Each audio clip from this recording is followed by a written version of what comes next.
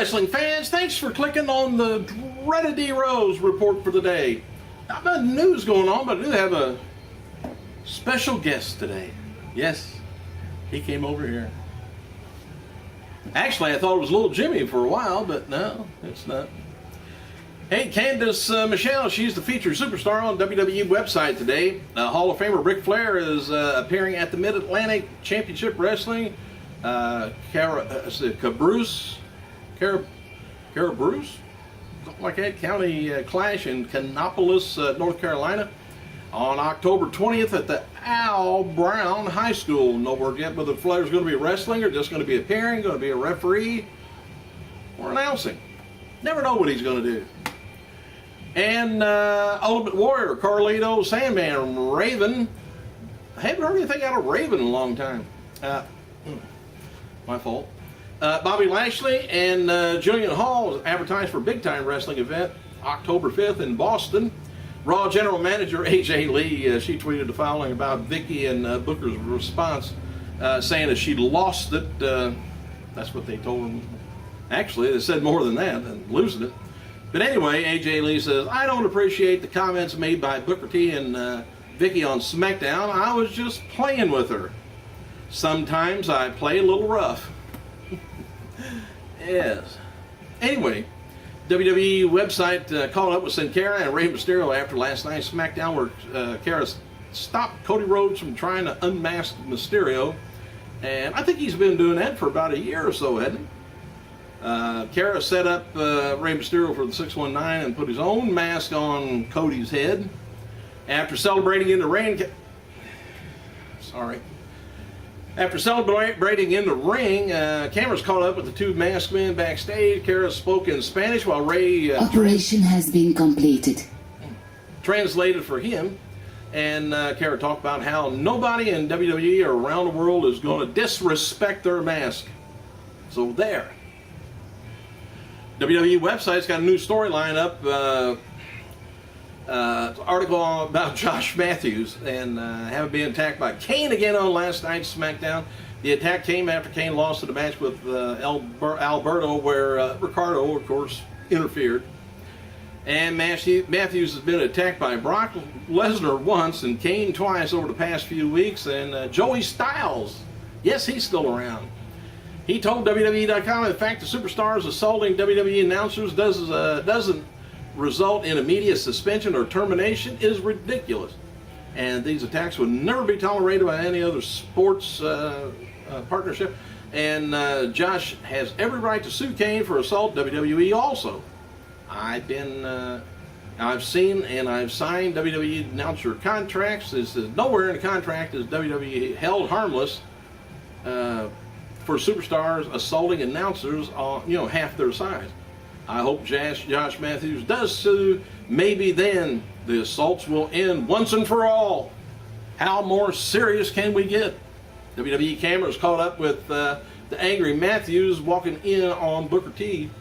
And Matthews threatened to sue WWE and Booker T. Well, we got a little storyline going there. Oh, got Josh doing something. Thursday's episode of TNA Impact scored a 1.07 cable rating, down last week from 1.15. And this week's show did average about 1.4 million viewers, down 300,000 from the week before of 1.7 million. Just thought you'd want to know. You may want to know this. September, WWE Classics on Demand. WWE Champion CM Punk hosts Macho Madness. It's a look at 20 years of the greatest interviews of the legendary career of Macho Man Randy Savage. Is that all it is? Just interviews? What do you think? Yeah. What? I can't do that. I'm not going to tell anybody else to do that either. You can't do that to yourself. Lord knows I tried, but you can't do that. No, don't tell me to.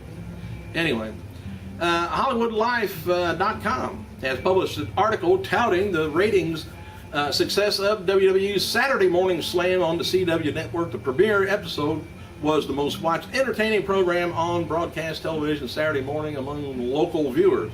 Rather, total viewers. Local. Chris Jericho is featured as today's WWE Superstar Spotlight on WWE.com. Tank Tolan, you remember him? Briefly had appearance at WWE. His name was James Dick. Anyway, he turns 32 years old today. I don't know what's... Cameron, remember her? Used to come out butt to butt, cheek to cheek against the... She was a pterodactyl, wasn't she? Anyway, I don't know what's going to happen here, but she was arrested and charged with drunk driving, driving under the influence, August 24th in North Hillsborough County, Florida, and did not appear at Friday's Raw Live event in Sydney, Australia, after appearing the previous day in Brisbane. Brodus Clay was the only accompanied by Naomi, the other chief. And after cops took her in custody, just to familiarize you, you may not have seen yesterday's report, but you can just look down. It's right below or beside, forget which way it is, this report. Anyway, the police reported that Cameron offered one of the officers, that scared me when I started reading this, but she offered him $10,000 to let her go because she would lose her job. And according to F4W Online, many of the people in WWE feel that her bribery attempt will cost her her job. Whew. I'd hate to have been that officer. $10,000 and I'd been gone. I can't be a cop. Not with stuff like that going on. Hey. Get out of it. I'm tired of messing with you. Sometimes we just have to let you go if you don't do things right. Happy birthday to former WWE Tag Team Champion Jimmy Snuka Jr., 41 years old, and two-time X Division Champion Doug Williams, 40 years old. Also, this would have been the birthday of former ECW and WCW Tag Team Champion Bam Bam Bigelow, would have been 51. Former ECW, WCW Tag Team Champion Rocco Rock would have been 59 years old. Thanks for clicking, you guys. We gotta go.